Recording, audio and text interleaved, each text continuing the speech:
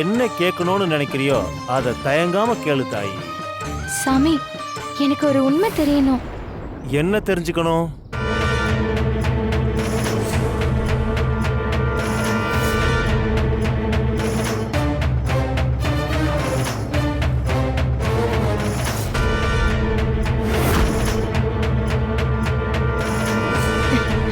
இப்ப சொல்லுங்க சாமி, என்னோட சித்தப்பா வந்து உங்களை பார்த்தாரா? நீங்க தான் சாமி உண்மையை சொல்லணும். ஆமாமா, உன் சித்தப்பா என்னை வந்து பார்த்தது உண்மைதான். அப்படின்னா நீங்க சொல்லிதான் கர்ப்ப ரட்சாம்பிகை பூஜை என்னோட சித்தப்பா பண்ணிட்டு இருக்காரா சாமி? ஆமா, நான் சொல்லிதான் அவர் அந்த பூஜையை பண்றாரு. சாமி, அந்த பூஜை எதுக்காக பண்றாங்க?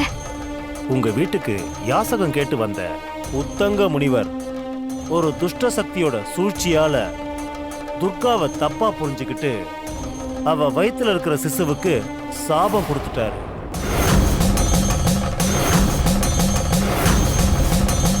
அதனால அந்த குழந்தை இப்ப உயிர்கண்டத்துல இருக்கு.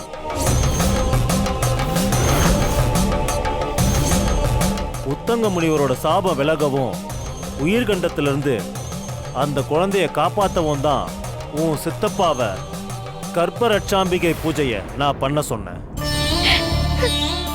சாமி, துர்காவும் நானும் சின்ன வயசுல இருந்து அனாதைங்களாத வளர்ந்தோம்.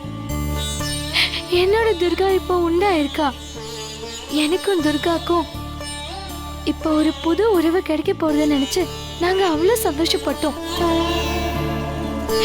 எங்களுக்குன்னு வரப்போற ரத்த உறவே அந்த குழந்தை மட்டும்தான். அந்த குழந்தைக்கு ஒண்ணுன்னா அதை எங்களால தாங்கிக்க முடியாது.